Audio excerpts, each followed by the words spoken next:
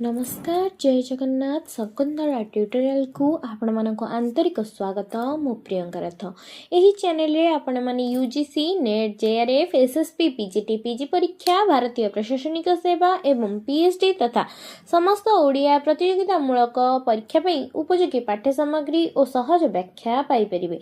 हमर लक्ष्य हला सहज शिक्षा सठिक प्रस्तुति निश्चिंत सफलता।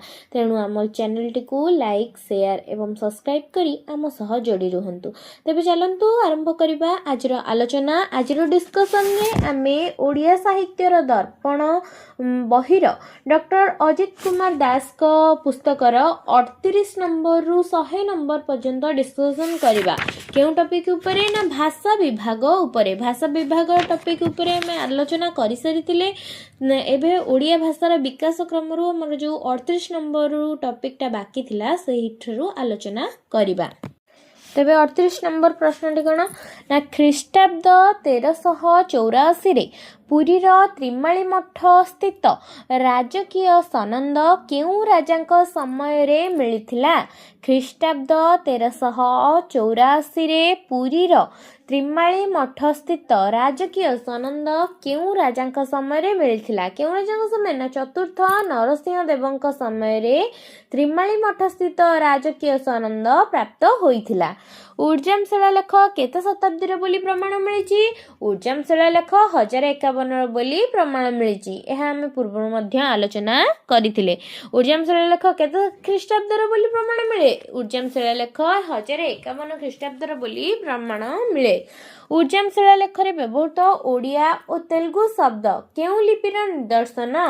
उर्जाम शिलालेख रे व्यवहृत ओडिया और तेलुगु शब्द नागरी लिपिर निदर्शन। सोमवंशी और गंगवंशी राजांक समय रे व्यवहृत केउ लिपि भारतीय लिपि तत्वर प्रवर्तक ब्यूलरଙ୍କ द्वारा नामित होइछि। केउ लिपि ना प्रत्न बंगला लिपि नामित होइछि। भुवनेश्वर रु प्राप्त नरसिंह देवଙ୍କ तामिल और ओडिया शिलालेख एवं पूर्वतन सोनपुर गड़जातरु प्राप्त भानुदेवଙ୍କ शिलालेख केउ लिपिर निदर्शन मिलिथाए। प्रत्न बंगला लिपिर निदर्शन मिलिथाए। भुवनेश्वर प्राप्त नरसिंह देवଙ୍କ तामिल और ओडिया शिलालेख एवं पूर्वतन सोनपुर गड़जातरु प्राप्त भानुदेवଙ୍କ शिलालेख केउ लिपिर निदर्शन ना प्रत्न बंगला लिपिर निदर्शन अटे। एबे गोटे कस्तंभ और खस्तंभ आलोचना करिबा जेउथरे कि शिलालेख ओ किए एहा को आविष्कृत करथिले से विषय उल्लेख होइछि। उर्जाम शिलालेख किए करथिले ना द्वितीय वज्रहस्त देवଙ୍କ द्वारा होइतिला। द्वैभाषिक शिलालेख द्वितीय नरसिंह देवଙ୍କ द्वारा। जय विजय शिलालेख कपिलेन्द्र देवଙ୍କ द्वारा। सिद्धेश्वर शिलालेख चतुर्थ नरसिंह देवଙ୍କ द्वारा प्राप्त होइतिला।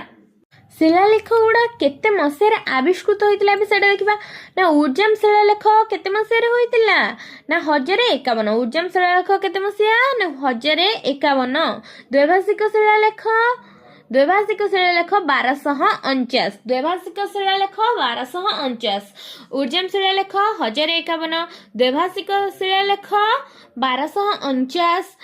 जय विजय शिलालेख 1451 और सिद्धेश्वर शिलालेख 1394। प्रत्न बंगला बा प्रत्न पूर्व भारतीय लिपिर परवर्ती विकसित लिपिर नाम कौन। प्रत्न बंगला बा प्रत्न पूर्व भारतीय लिपिर परवर्ती विकसित लिपिर नाम कौन ना प्राचीन ओडिया लिपि। केउ लिपि ना प्राचीन ओडिया लिपि। सिद्धेश्वर शिलालेख त्रैभाषिक ताम्रपत्र परशु शीर्षक ताम्रपत्र जय विजय द्वार शिलालेख कोंडपल्ली पर्वतर खोदित प्रतापरुद्र देवଙ୍କ शिलालेख आदिर केउ लिपिर निदर्शन मिलिथाए। प्राचीन ओडिया लिपिर निदर्शन मिलिथाए। सिद्धेश्वर शिलालेख त्रैभाषिक ताम्रपत्र परशु शीर्षक ताम्रपत्र जय विजय द्वार शिलालेख कोंडपल्ली पर्वतर खोदित प्रतापरुद्र देवଙ୍କ शिलालेख कोंडपल्ली पर्वतर खोदित प्रतापरुद्र देवଙ୍କ शिलालेख आदिर केउ लिपिर निदर्शन मिलथाए ना प्राचीन ओडिया लिपिर निदर्शन मिलथाए। केउ लिपिर ना प्राचीन ओडिया लिपिर निदर्शन मिलथाए। ସିଦ୍ଧେଶ୍ୱର ଶିଳାଲେଖ, ତ୍ରୈଭାଷିକ ଶିଳାଲେଖ ଏଗୁଡ଼ିକ କେଉଁ ଲିପିର? ନା ପ୍ରାଚୀନ ଓଡ଼ିଆ ଲିପିର ନିଦର୍ଶନ ମିଳିଥାଏ। କେଉଁ ଜିଲ୍ଲାରୁ ମହାରାଜ ତୃଷ୍ଟିକରଙ୍କର ତାମ୍ରପତ୍ରରୁ ଗୁପ୍ତ ଲିପିର ସନ୍ଧାନ ମିଳିଥିଲା? କଳାହାଣ୍ଡି ଜିଲ୍ଲାରୁ ମହାରାଜ ତୃଷ୍ଟିକରଙ୍କ ତାମ୍ରପତ୍ରରୁ ଗୁପ୍ତଲିପିର ସନ୍ଧାନ ମିଳିଥିଲା। ଗୁପ୍ତଲିପିର ସନ୍ଧାନ କେଉଁ ଜିଲ୍ଲାରୁ ମିଳିଥିଲା? ନା କଳାହାଣ୍ଡି ଜିଲ୍ଲାରୁ। କେଉଁ ରାଜାଙ୍କର?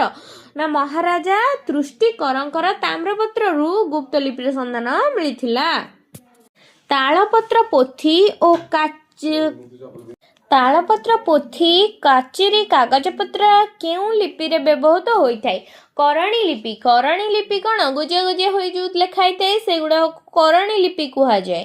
ତାଳପତ୍ର ପୋଥି ଓ କଚେରୀ କାଗଜପତ୍ରରେ କେଉଁ ଲିପିର ବ୍ୟବହୃତ ହୋଇଥାଏ? ନା କରଣୀ ଲିପିର ବ୍ୟବହୃତ ହୋଇଥାଏ। କେଉଁ ଲିପିକୁ ସିଦ୍ଧ ମାତୃକା ଲିପି କୁହାଯାଏ? ସୂକ୍ଷ୍ମ କୋଣି ଲିପିକୁ ସିଦ୍ଧ ମାତୃକା ଲିପି କୁହାଯାଏ। କେଉଁ ଲିପିକୁ ସିଦ୍ଧି ମାତୃକା ଲିପି କୁହାଯାଇଥାଏ? ନା ସୂକ୍ଷ୍ମ କୋଣି ଲିପିକୁ ସିଦ୍ଧି ମାତୃକା ଲିପି ମଧ୍ୟ କୁହାଯାଇଥାଏ। ସୂକ୍ଷ୍ମ କୋଣି ଲିପିକୁ ଆଉ କ'ଣ କୁହାଯାଇଥାଏ? ନା ସିଦ୍ଧି ମାତୃକା ଲିପି କୁହାଯାଇଥାଏ। ଦ୍ୱୈଭାଷିକ ଶିଳାଲେଖରେ କେଉଁ ଦୁଇଟି ଲିପିର ମିଶ୍ରିତ ରୂପ ଦେଖିବାକୁ ମିଳିଥାଏ? ଦ୍ୱୈଭାଷିକ ଶିଳାଲେଖରେ କେଉଁ ଦୁଇଟି ଲିପିର ମିଶ୍ରିତ ରୂପ ଦେଖିବାକୁ ମିଳିଥାଏ? ପ୍ରତ୍ନ ଓଡ଼ିଆ ଓ ତାମିଲ। ଦ୍ୱୈଭାଷିକ ଶିଳାଲେଖରେ ପ୍ରତ୍ନ ଓଡ଼ିଆ ଓ ତାମିଲ ଦୁଇଟି ଲିପିର ମିଶ୍ରିତ ରୂପ ଦେଖିବାକୁ ମିଳିଥାଏ। ପାଲି ହେଉଛି କଳିଙ୍ଗ ଭାଷା, ଏହା କାହାର ମତ? ପାଲି ହେଉଛି କଳିଙ୍ଗ ଭାଷା, ଏହା କାହାର ମତ? ହର୍ମାନ ଓଲ୍ଡେନବର୍ଗଙ୍କର ମତ ହେଲା ପାଲି ହେଉଛି କଳିଙ୍ଗ ଭାଷା। କେଉଁ ଲିପିରୁ ଓଡ଼ିଆ ଲିପିର ଉଦ୍ଭବ? ବ୍ରାହ୍ମୀ ଲିପିରୁ ଓଡ଼ିଆ ଲିପିର ଉଦ୍ଭବ। ଓଡ଼ିଆ ଲିପିର ଉଦ୍ଭବ କେଉଁ ଲିପିରୁ?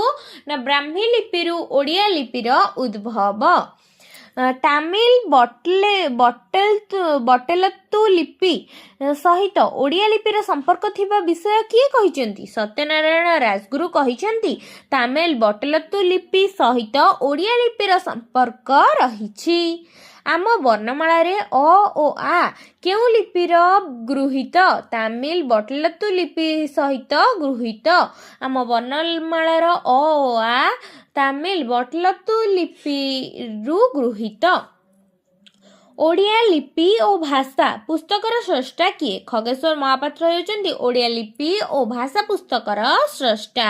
ଓଡ଼ିଆ ଲିପି ଓ ଭାଷା ପୁସ୍ତକର ସ୍ରଷ୍ଟା କିଏ? ନା ଖଗେଶ୍ୱର ମହାପାତ୍ର ହେଉଛନ୍ତି ଓଡ଼ିଆ ଲିପି ଓ ଭାଷା ପୁସ୍ତକର ସ୍ରଷ୍ଟା। ପ୍ରାଚୀନ ଓଡ଼ିଆ ଅଭିଲେଖ ପୁସ୍ତକ କାହାର ରଚନା? କୁଞ୍ଜବିହାରୀ ତ୍ରିପାଠୀଙ୍କର ରଚନା ହେଉଛି ପ୍ରାଚୀନ ଓଡ଼ିଆ ଅଭିଲେଖ। ପ୍ରାଚୀନ ଓଡ଼ିଆ ଅଭିଲେଖ କାହାର ରଚନା? କୁଞ୍ଜବିହାରୀ ତ୍ରିପାଠୀଙ୍କ ରଚନା ହେଉଛି ପ୍ରାଚୀନ ଓଡ଼ିଆ ଅଭିଲେଖ। ଓଡ଼ିଆ ଲିପିର କ୍ରମବିକାଶ ପୁସ୍ତକଟି କାହାର ରଚନା? କୁଞ୍ଜବିହାରୀ ତ୍ରିପାଠୀଙ୍କ ରଚନା ହେଉଛି ପ୍ରାଚୀନ ଓଡ଼ିଆ ଅଭିଲେଖ। ଓଡ଼ିଆ ଲିପିର କ୍ରମ ବିକାଶ ପୁସ୍ତକର ରଚନା କିଏ? ନା ସତ୍ୟନାରାୟଣ ରାଜଗୁରୁଙ୍କ ରଚନା ହେଉଛି ଓଡ଼ିଆ ଲିପିର କ୍ରମ ବିକାଶ। 1395 କେଉଁ ରାଜାଙ୍କ ସମୟରେ ପୁରୀ ସଂକ୍ରାନ୍ତ ମଠର ତାମ୍ରଫଳକର ସନ୍ଧାନ ମିଳିଥିଲା? ଚତୁର୍ଥ ନରସିଂହ ଦେବ। ଖ୍ରୀଷ୍ଟାବ୍ଦ 1395 କେଉଁ ରାଜାଙ୍କ ସମୟରେ ପୁରୀ ଶଙ୍କରାନନ୍ଦ ମଠର ତାମ୍ରଫଳକର ସନ୍ଧାନ ମିଳିଥିଲା? ଖ୍ରୀଷ୍ଟାବ୍ଦ 1395 କେଉଁ ରାଜାଙ୍କ ସମୟରେ ପୁରୀ ଶଙ୍କରାନନ୍ଦ ମଠର ତାମ୍ରଫଳର ସନ୍ଧାନ ମିଳିଥିଲା? ଚତୁର୍ଥ ନରସିଂହ ଦେବ। ଚତୁର୍ଥ ନରସିଂହ ଦେବଙ୍କ ସମୟରେ 1395 ପୁରୀ ଶଙ୍କରାନନ୍ଦ ମଠର ତାମ୍ରଫଳର ସନ୍ଧାନ ମିଳିଥିଲା। କେତେ ମସିହାରେ କଟକର ଉତ୍କଳ ଭାଷା ଉଦ୍ଦୀପନା ସଭାରେ ଓଡ଼ିଆ ଲିଖିତ ସମସ୍ତ ଗ୍ରନ୍ଥର ତାଲିକା ପାଇଁ ପ୍ରସ୍ତାବ ଗୃହୀତ ହୋଇଥିଲା? 1867 ମସିହା ଜୁଲାଇ 28 ତାରିଖରେ କଟକର ଉତ୍କଳ ଭାଷା ଉଦ୍ଦୀପନା ସଭାର ଓଡ଼ିଆ ଲିଖିତ ସମସ୍ତ ଗ୍ରନ୍ଥର ତାଲିକା ପାଇଁ ପ୍ରସ୍ତାବ ଗୃହୀତ ହୋଇଥିଲା। 1872 ଖ୍ରୀଷ୍ଟାବ୍ଦରେ ହଣ୍ଟର ସାହେବ ଯେଉଁ ବିଶିଷ୍ଟ କବିମାନଙ୍କର ଏକ ଗ୍ରନ୍ଥର ତାଲିକା ପ୍ରସ୍ତୁତ କରିଥିଲେ ତାହାର ନାମ କ'ଣ ଥିଲା? ହଣ୍ଟର ସାହେବ ଏକ ଗ୍ରନ୍ଥ ପୁସ୍ତକ ପ୍ରସ୍ତୁତ करथिले केबे ना 1872 रे सेथिरे काहार सबु थिला तालिका थिला ना कवि मानकर तालिका थिला से पुस्तकर ना कोन ना the literature of Odisha Odia भाषा और लिपिर विवर्तन पुस्तकर स्रष्टा किए कुंज बिहारी त्रिपाठी हेउचंती ओडिया भाषा और लिपिर विवर्तन पुस्तकर स्रष्टा ओडिया भाषा और लिपि विवर्तन पुस्तकर स्रष्टा किए ना कुंज बिहारी त्रिपाठी हेउचंती ओडिया भाषा और लिपि विवर्तन पुस्तकर स्रष्टा the evolution of Odia language and script ग्रंथर रचयिता किए कुंज बिहारी त्रिपाठी हेउचंती the evolution of Odia language and script ग्रंथर रचयिता the evolution of Odia language and script ग्रंथर रचयिता किए कुंज बिहारी त्रिपाठी एबे गोटे कस्तंभ आलोचना करदबा तादरे कौन छी ना ओडिया भाषार ओडिया लिपि और भाषा ओडिया भाषार रूपतत्व भाषा विज्ञानी और भाषा विज्ञानी एई जो पुस्तक गुड़ाक अच्छी तार रचयिता माने किए ओडिया भाषार रचयिता किए ना पंडित विनायक मिश्र ओडिया लिपि और भाषा पुस्तकर रचयिता किए खगेश्वर महापात्र ओडिया भाषार रूपतत्व पुस्तकर रचयिता किए बेणी माधव पाढ़ी भाषा विज्ञान और भाषा विज्ञानी ग्रंथर रचयिता किए वासुदेव साहू प्रकाश काल अनुसार क्रम निर्धारण कर प्रकाश काल अनुसार प्रथमे कौन कौन आसी कहब ध्वनि विज्ञान ना भाषा शास्त्र परिचय ना मनीषर भाषा ओडिया केबे केउ केउ पुस्तक गुड़ाक आग होइछि तापर परे कौन आसी प्रथमे कौन आसी ना मनीषर भाषा पुस्तक तापर कौन ना ओडिया केबे तापर ध्वनि विज्ञान एहा परे होछि भाषा शास्त्रर परिचय तापर क्वेश्चन ओडिया भाषार उपभाषा पुस्तकर काहार रचना ओडिया भाषार उपभाषा पुस्तकटी काहार रचना सत्यनारायण राजगुरुଙ୍କର रचना होउची ओडिया भाषार उपभाषा काहार रचना सत्यनारायण राजगुरुଙ୍କର रचना 66 number journal of aesthetic society of Bengal पत्रिका रे किए language and literature of Odisha शीर्षक प्रबंध लिखिथिले Shri Manmohan Chakravarti language and literature of Odisha शीर्षक प्रबंध लिखिथिले journal of aesthetic society Bengal पत्रिका रे Shri Manmohan Chakravarti language and literature of Odisha शीर्षक प्रबंध लिखिथिले 1900 ख्रीष्टाब्दरे फकीरमोहन सेनापति उत्कल भाषार भूत और भविष्यत शीर्षक प्रबंधटी केउ पत्रिका रे प्रकाशित होइथिला 1900 ख्रीष्टाब्दरे फकीरमोहन सेनापति उत्कल भाषार भूत और भविष्यत शीर्षक प्रबंधटी केउ पत्रिका रे प्रकाशित होइथिला ना उत्कल साहित्य पत्रिका रे प्रकाशित होइथिला 1903 ख्रीष्टाब्दरे उत्कल साहित्य पत्रिका रे काहार ओडिया भाषा और प्राचीन ओडिया साहित्य शीर्षक प्रबंधटी प्रकाशित होइथिला 1903 ख्रीष्टाब्दरे उत्कल साहित्य पत्रिका रे काहार ओडिया भाषा और प्राचीन ओडिया साहित्य शीर्षक प्रबंधटी प्रकाशित होइथिला ना मधुसूदन दासकर ओडिया भाषा और प्राचीन ओडिया साहित्य शीर्षक प्रबंध पुस्तकटी प्रकाशित होइथिला काहार लिखित एक दीर्घ प्रबंध 1916 ख्रीष्टाब्दरे उत्कल साहित्य रे इतिहास नाम एक पुस्तक प्रकाश पाइथिला तारिणी चरण रथंक लिखित एक दीर्घ प्रबंध 1916 ख्रीष्टाब्दरे उत्कल साहित्य इतिहास रे नाम एक पुस्तक प्रकाश पाइथिला प्राचीन उत्कल शिरोनाम 1917 ख्रीष्टाब्दरे जगबंधु सिंह बहु प्रबंध केउ पत्रिका रे प्रकाश पाइथिला मुकुर पत्रिका रे प्रकाश पाइथिला नेक्स्ट क्वेश्चन जगबंधु सिंह प्राचीन उत्कल ग्रंथटी केबे प्रकाशित होइथिला जगबंधु सिंह प्राचीन उत्कल ग्रंथटी 1929 मसीहा रे प्रकाशित होइथिला 1929 मसीह केउ ग्रंथटी प्रकाशित होइथिला ना जगबंधु सिंह प्राचीन उत्कल ग्रंथटी प्रकाशित होइथिला श्यामसुंदर राजगुरुଙ୍କ प्रबंधावली पुस्तक केबे प्रकाशित होइथिला 1917 मसीह श्यामसुंदर राजगुरुଙ୍କର प्रबंधावली पुस्तक प्रकाशित होइथिला typical selection from Odia literature पुस्तकटी कहार विजय चंद्र मजुमदार पुस्तक हेउछि typical selection from Odia literature. Pandit Vinayak Mishra Odia साहित्यर इतिहास पुस्तक प्रथम केबे प्रकाशित होइतिला 1928 मसीह पंडित विनायक मिश्र ओडिया साहित्यर इतिहास पुस्तक प्रथम प्रकाशित होइतिला। पंडित सूर्यनारायण दासଙ୍କ ओडिया साहित्यर इतिहास प्रथम भाग केबे प्रकाश पाइछि? पंडित सूर्यनारायण दासଙ୍କ ओडिया साहित्यर इतिहास प्रथम भाग 1963 मसीह प्रकाशित होइछि। 1947 ख्रीष्टाब्द डॉक्टर हरेकृष्ण महताबंकर केउं ग्रंथ प्रकाशित होइतिला? ओडिशार इतिहास ग्रंथ प्रकाशित होइतिला। 1947 ख्रीष्टाब्द डॉक्टर हरेकृष्ण महताबंकर केउं ग्रंथ प्रकाशित होइतिला ना ओडिशार इतिहास प्रकाशित होइतिला।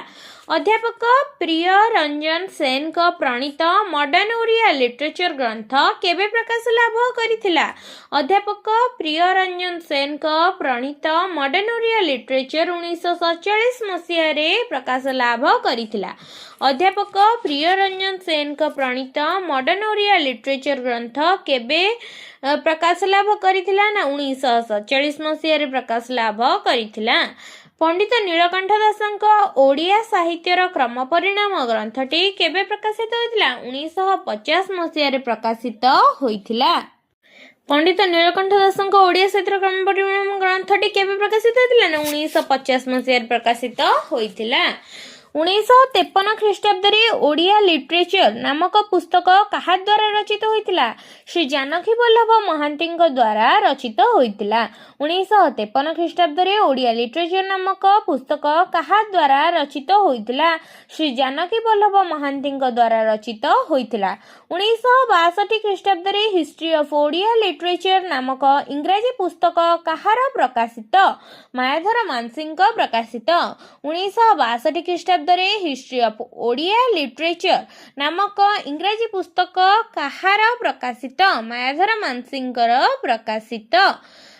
क स्तंभ ख स्तंभ निरूपण कर। ओडिया साहित्यर आदि पर्व। ओडिया साहित्यर आदि पर्व पुस्तक केबे प्रकाशित होइतिला ना 1963 मसीह प्रकाशित होइतिला। ओडिया साहित्यर मध्य पर्व उत्तर पर्व केबे हेतिला? 1988 मसीह। ओडिया साहित्यर क्रम विकास केबे हेतिला ना 1978 मसीह। ओडिया साहित्यर मध्य पर्व 1967 मसीह। डॉक्टर नटवर सामंतराय को ओडिया साहित्यर इतिहास 1803 रु 1920 केबे प्रकाशित होइतिला ना 1964 मसीह यह प्रकाशित होइतिला। 1968 ख्रीष्टाब्द आधुनिक ओडिया साहित्यर इतिहास ग्रंथ कहा द्वारा रचित होइतिला? पंडित विनायक मिश्र द्वारा रचित होइतिला। 1968 मसीह आधुनिक ओडिया साहित्यर इतिहास ग्रंथ पंडित विनायक मिश्र द्वारा रचित होइतिला। डॉक्टर वृंदावन चंद्र आचार्य ओडिया साहित्यर संक्षिप्त परिचय केबे प्रकाशित होइतिला? डॉक्टर वृंदावन चंद्र ओडिया साहित्यर संक्षिप्त परिचय 1975 मसीह प्रकाशित होइतिला। पंडित सूर्यनारायण दासଙ୍କ ओडिया साहित्यर इतिहास ग्रंथ केते भागरे विभक्त? पंडित सूर्यनारायण दासଙ୍କ ओडिया साहित्यर इतिहास ग्रंथ 4 भागरे विभक्त। कहार ओडिया साहित्यर इतिहास ग्रंथ केंद्र साहित्य एकाडेमी पुरस्कार लाभ करिथिला? पंडित सूर्यनारायण दासଙ୍କ ओडिया साहित्य इतिहास ग्रंथ केंद्र साहित्य एकाडेमी पुरस्कार लाभ करिथिला। डॉक्टर बंशीधर महांती ओडिया साहित्य इतिहास प्रथम भाग केते मसीह रचित? 1970 मसीह रचित। डॉक्टर बंशीधर महांती ओडिया साहित्य इतिहास प्रथम भाग केते मसीह रचित? 1970 मसीह रचित। ए हिस्ट्री ऑफ ओडिया लिटरेचर इंग्राजी ग्रंथ डॉक्टर कुंज बिहारी त्रिपाठी केबे प्रकाशित होइतिला? 1972 मसीह ए हिस्ट्री ऑफ ओडिया लिटरेचर इंग्राजी ग्रंथ डॉक्टर कुंज बिहारी त्रिपाठी द्वारा रचित होइतिला। केबे ना 1972 मसीह रचित होइतिला। ए हिस्ट्री ऑफ ओडिया लिटरेचर कहा द्वारा ना डॉक्टर कुंज बिहारी त्रिपाठी द्वारा प्रकाशित होइतिला। अध्यापक पठाणी पट्टनायक ओडिया साहित्य इतिहास केबे रचित करिथिले? 1978 मसीह अध्यापक पठाणी पट्टनायक ओडिया साहित्य इतिहास रचना करिथिले। अध्यापक पठाणी पट्टनायक ओडिया साहित्य इतिहास केबे रचित होइतिला ना 1978 मसीह 1981 ख्रीष्टाब्द ओडिया साहित्यर सांस्कृतिक विकास धारा केउ लेखकंकर प्रकाशित चित्तरंजन दासकर प्रकाशित 1981 मसीह साहित्यर सांस्कृतिक विकास धारा चित्तरंजन दासक लेखकंक द्वारा प्रकाशित ओडिया साहित्यर उन्मेष उत्तरण प्रथम भाग डॉक्टर देवेंद्र महांती केबे प्रकाशित होइतिला ना 1983 मसीह प्रकाशित होइतिला। देवेंद्र महांती कहार प्रथम भाग ना ओडिया साहित्यर उन्मेष उत्तरण प्रथम भाग प्रकाशित होइतिला। 1988 ख्रीष्टाब्द ओडिया साहित्यर इतिहास ग्रंथ कहा द्वारा रचित होइतिला? डॉक्टर सुरेंद्र कुमार महाराणा द्वारा 1988 ख्रीष्टाब्द ओडिया साहित्यर इतिहास ग्रंथ रचित होइतिला। डॉक्टर बाउरीबंधु करंक ओडिया साहित्यर इतिहास पुस्तक प्रथमे केबे प्रकाशित होइतिला? 1989 रे प्रकाशित होइतिला। डॉक्टर बाउरीबंधु करंक ओडिया साहित्यर इतिहास पुस्तक प्रथमे 1989 रे प्रथमे प्रकाशित होइतिला। 1994 ख्रीष्टाब्द ओडिया साहित्यर इतिहास आदि पर्व ग्रंथ कहार प्रकाश लाभ करिथिला? डॉक्टर वैष्णव चरण सामलकर 1994 मसीह ओडिया साहित्यर इतिहास आदि पर्व ग्रंथ प्रकाशित होइथिला। डॉक्टर जानकी वल्लभ महांती ओडिया साहित्यर इतिहास केबे आत्मप्रकाश करिछि? 1998 मसीह आत्मप्रकाश करिछि। पूर्व टिके डिस्कसन करदबा ना डॉक्टर बाउरीबंधु करंकर ओडिया साहित्यर इतिहास पुस्तक प्रथमे केबे प्रकाशित होइतिला ना 1989 प्रकाशित होइतिला। 1994 ख्रीष्टाब्द ओडिया साहित्यर इतिहास आदि पर्व ग्रंथ कहार प्रकाशित पाइतिला ना डॉक्टर वैष्णव चरण सामलकर प्रकाशित होइतिला। डॉक्टर जानकी वल्लभ महांतींकर भरद्वाजंकर ओडिया साहित्यर इतिहास केबे आत्मप्रकाश लाभ करथिला ना 1998 आत्मप्रकाश लाभ करथिला। अध्यापक Jatindra Mohan Mahanty history of Odia literature इंग्राजी पुस्तक केबे प्रकाशित होइतिला? 2006 मसीह प्रकाशित होइतिला। अध्यापक Jatindra Mohan Mahanty history of Odia literature इंग्राजी पुस्तक केबे प्रकाशित होइतिला ना 2006 मसीह प्रकाशित होइतिला। भाषा विज्ञान बा लिंग्विस्टिक भाषार केउ रूप को विचार करा जाए? कथित रूप को विचार करा जाए। भाषार ऐतिहासिक और तुलनात्मक विचार को कौन कुहा जाए? फिलोलॉजी कुहा जाए। भाषार ऐतिहासिक और तुलनात्मक विचार को कौन कुहा जाए? फिलोलॉजी कुहा जाए। कंपैरेटिव फिलोलॉजी कंपैरेटिव लिंग्विस्टिक उभय को केउ इंग्रजी भाषा विज्ञान प्रतिशब्द रूपे ग्रहण कराଯାଇଛି? तुलनात्मक भाषा विज्ञान रूपे ग्रहण कराଯାଇଛି। कंपैरेटिव फिलोलॉजी एवं कंपैरेटिव लिंग्विस्टिक उभय को केउ इंग्रजी भाषा विज्ञान प्रतिशब्द रूपे ग्रहण कराଯାଇଛି ना तुलनात्मक भाषा विज्ञान रूपे ग्रहण कराଯାଇଛି। एटा हमर को टॉपिक थिला ना ओडिया भाषार विकास क्रम थिला। आज टॉपिक रे हमें ओडिया भाषार भाषा विज्ञान संपर्क रे आलोचना कले, भाषार विकास क्रम संपर्क रे आलोचना कले। नेक्स्ट क्लास रे ओडिया भाषार ध्वनि केमती अछि, ध्वनि संपर्क रे हमें ओडिया साहित्यर दर्पण पुस्तक रो, ओडिया साहित्यर क ख ग पुस्तक रो, ओडिया साहित्यर ज्ञानकोश पुस्तक रो तीनोटी पुस्तक अवलंबन रे हमें आलोचना करिबा एमसीक्यू वाइज।